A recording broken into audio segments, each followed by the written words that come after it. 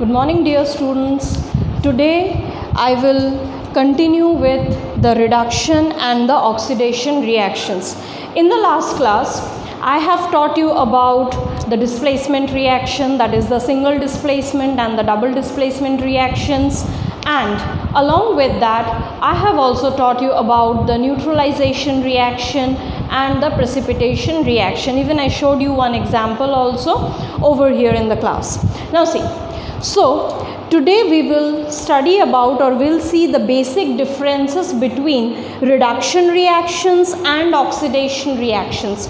See, commonly what we say that reduction reactions, they are characterized by addition of hydrogen. This is a basic definition that you have learned earlier. So addition of hydrogen in what sense? See, I have a reaction for you, that is bromine on reaction with hydrogen sulfide. Okay, bromine, this is a gas. This on reaction with hydrogen sulfide, this is also a gas.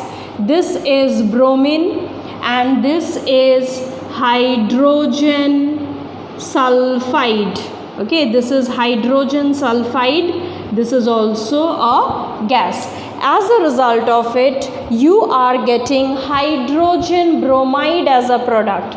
Okay, what am I getting? I am getting hydrogen bromide as a product, that is HBr, and along with this sulfur. Okay, sulfur in what? Sulfur in the elemental form is being precipitated. Okay, this is sulfur in the elemental form. This is just an elemental form of sulfur. So you see what happens over here is that this bromine on reaction with hydrogen sulfide, okay, bromine on reaction with hydrogen sulfide, this is forming hydrogen bromide, that is HBr, and sulfur is precipitated. Now look carefully, I have said addition of hydrogen. See, to bromine I have added hydrogen to form hydrogen bromide. That is why this reaction is a reduction reaction. Clear to you? Let us come to the next one. The next one says removal of oxygen. Now look very carefully over here. This is your lead oxide. Now this lead oxide is reacting with hydrogen. Okay, this is a gaseous form. Okay, lead oxide is reacting with hydrogen to produce, this is your lead, only lead in the metallic form, and along with it you can very well see water is being produced over here. Now look carefully. So this lead oxide, what happens on reaction with hydrogen? Oxygen gets combined with hydrogen to form H2O, and lead is precipitated in the solid form as metallic lead. Okay, so is it clear to you? So that is why in this particular reaction from lead oxide, oxygen is being removed by hydrogen. Okay, hydrogen has taken up the oxygen to form water. That is why this particular reaction is a kind of reduction reaction, because I have removed oxygen from lead oxide. Is it clear to you? The next one. This concept is a very interesting one, and we will use this particular concept in our further studies. Okay, how are we going to utilize this particular concept? Listen very carefully. See, it says that if a system, it can be any kind of ion, it can be any kind of if an element is also there, if it gains electron, okay, if it can gain electron from outside or it can capture electrons from outside, then that reaction is called as a reduction reaction. So gain of electron is a reduction reaction. So look very carefully, this is sodium ion, Na+. Okay, all of you know it. Okay, this is actually sodium ion. Now, since this is sodium ion Na plus. So I want to make it as sodium metal. Now sodium metal, always remember, any kind of element or any type of metal, they don't bear any charge over their head. They are neutral and their charge is 0. Okay, those metals don't have any charge over their head. They have 0 as a valency on their head, which don't bear any kind of positive or negative, any kind of charge. Their valency is 0 over there. Now see what happens. This sodium ion, if at all it needs to become neutral, means it wants to remove its charge. So what will it have to do? It has to accept one electron from outside. See, on the head of sodium, a positive charge is there. Yes, you can see this positive charge over the head of sodium. Now, in order to nullify it, I have to add a negative charge to it. Isn't it? I have to add a negative charge to it. See, suppose you are provided with a number value as +1. Now, I ask you that you have to make this +1 as 0. Okay, you have to make this +1 0 by adding or subtracting something. So what are you going to do? You will add a -1 to it. You will add a -1 to it, which will give you the value as what? Okay, this will give you the value -1 plus 1, that is equal to 0, because both get cancelled out. In the similar manner, over the head of sodium there is plus. So one electron, once it is added, it will give you Na as 0, sodium as 0 in the metallic form. So over here it has, sodium ion has gained the electron. That is why the process is a reduction reaction. Okay, sodium metal, it has sodium ion, it has gained one electron from outside, as a result of which this is a reduction reaction. Is it clear to you? Okay, now let us move on to the oxidation reaction. Look very carefully over here. See, in oxidation we have just the opposite of reduction. Oxidation reactions are just the opposite of reduction. Look, I have removed oxygen over here. In this, I have added oxygen to it. I have added hydrogen. I have removed hydrogen over here. Okay, over here electron is being gained and over here electron is lost from the system. So, oxidation and reduction reactions are opposite of each other. Okay, they are just the opposite of each other.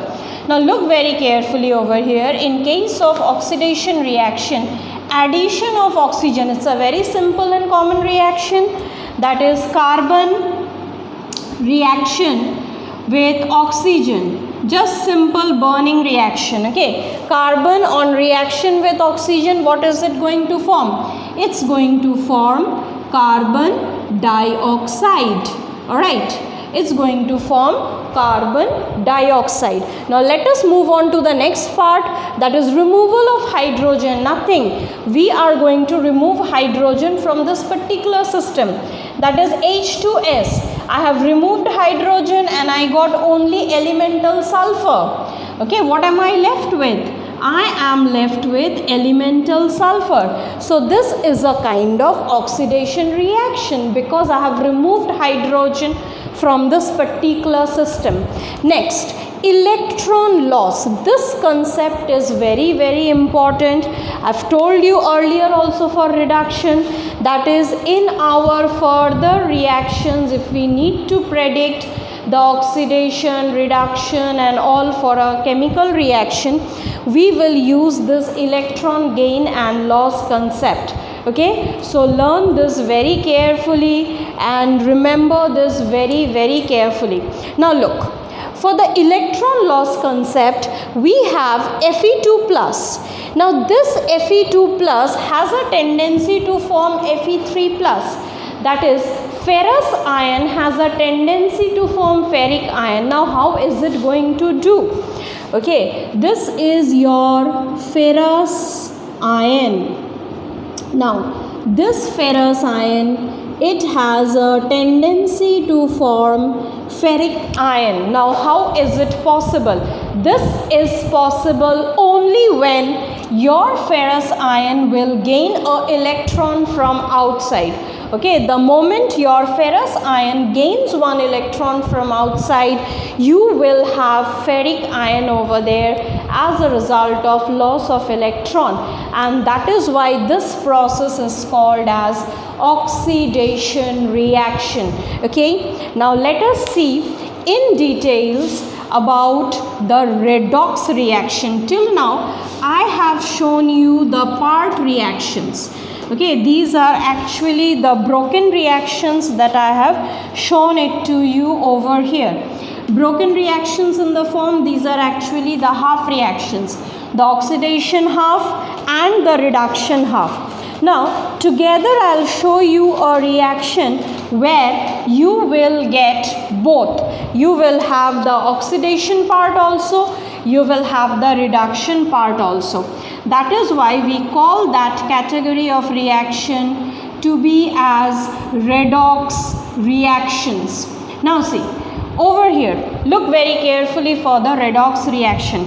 See, take for example, I am having Zn2 plus ion in the aqueous state. This is zinc ion in the aqueous state. Along with it, I have taken copper solid. Okay, I am reacting solid copper. This on reaction is forming zinc solid.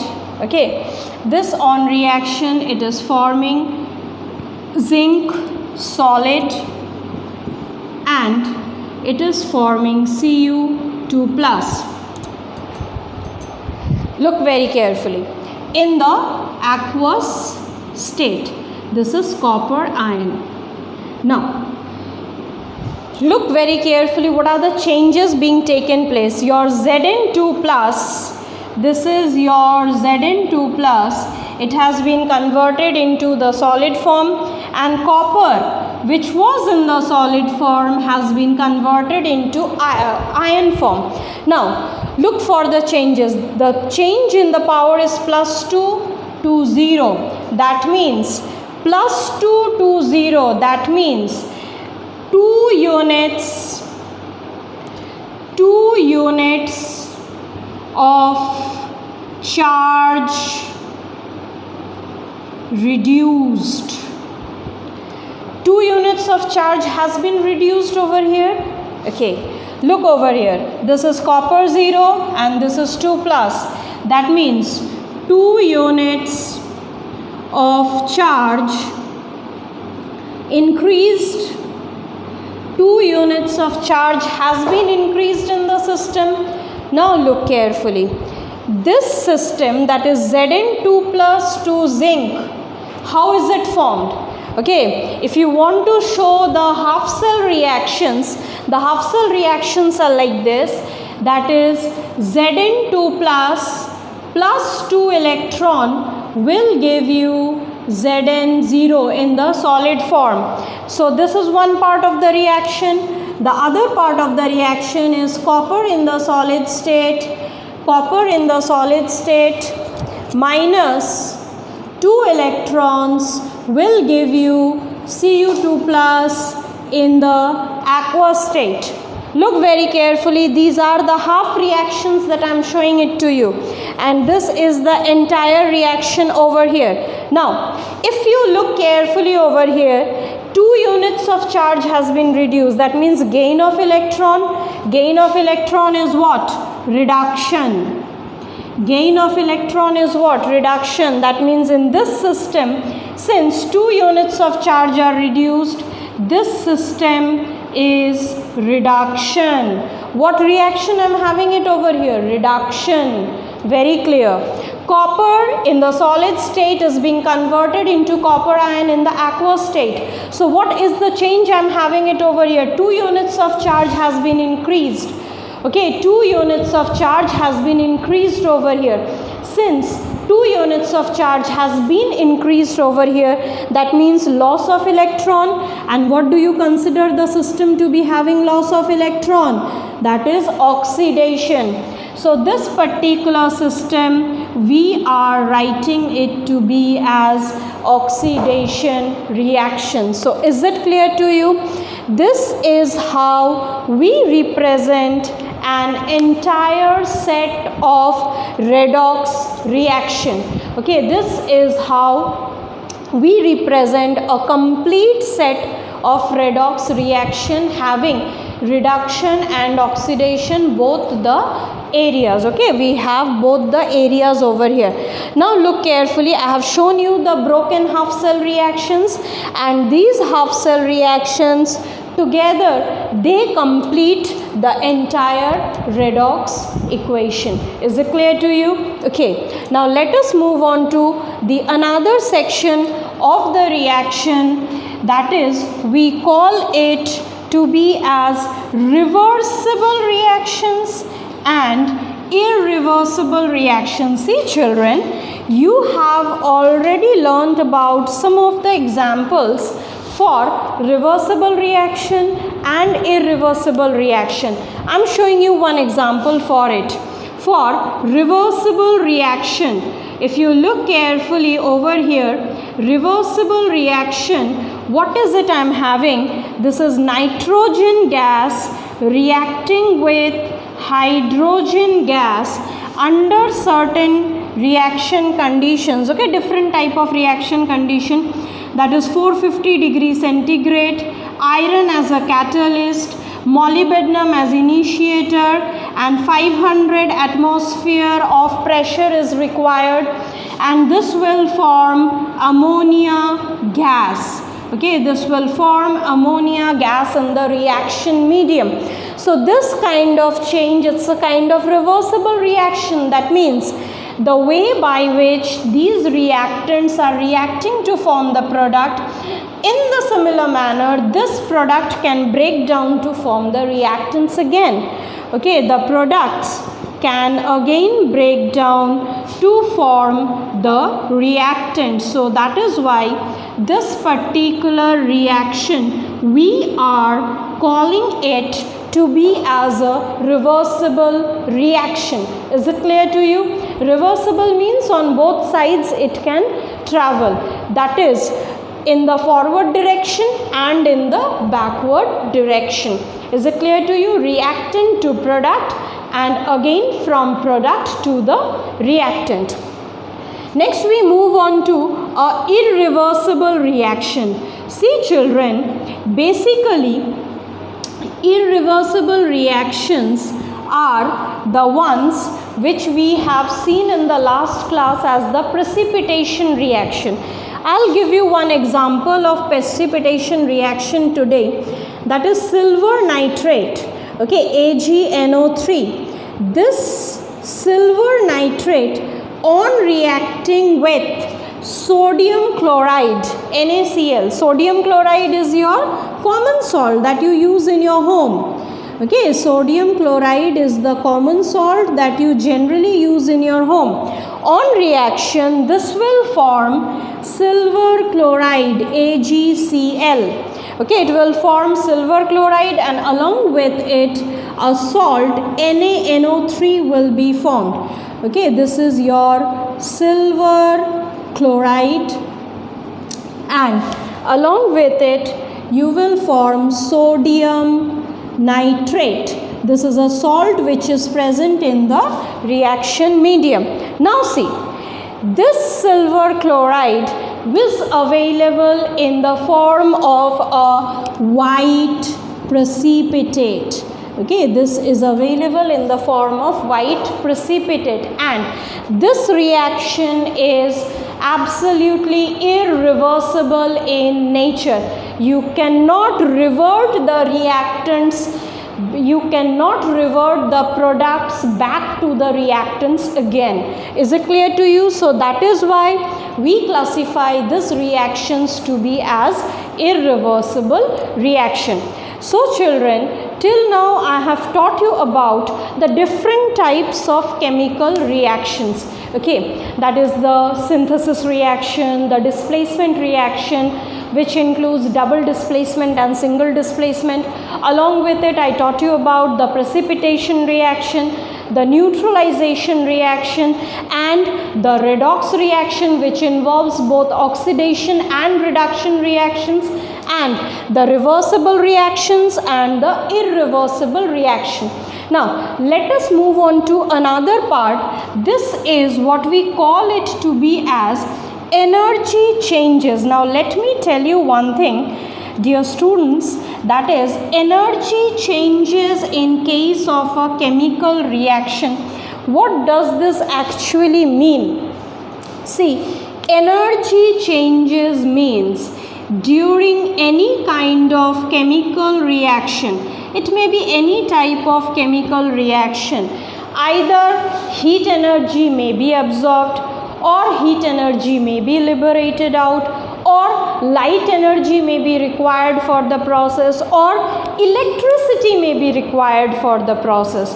So, for any chemical change to take place, we need certain agents, we need certain phenomenon with us. So that is what we call it to be as energy changes during a chemical reaction. So the first chemical reaction we are going to learn is endothermic. Now look at the word very carefully. Endothermic. Endo, this word endo means inside. Okay, the word endo means inside. That means you are going to absorb something. Obviously, you people won't absorb. The reactants are going to absorb it over here, since I'm talking of the chemical reactions. So, endothermic means to absorb inside, and therm means heat. Okay, therm, the word therm, it actually means heat. That means heat will be absorbed inside. So that is what is the endothermic reaction. That means basically this reaction will absorb heat energy. Okay, this will absorb heat energy. The reactants will absorb heat energy. And another type we have, that is exothermic. That is, exo means outside, and thermic, I told you, that is heat. That means they will release heat energy. So children, let it be up to this portion only. In the next class, I'll discuss about the different types of energy changes in the different equations that follow, and we will also learn about the different methods of burning and the properties of burning. So till then, stay safe and goodbye.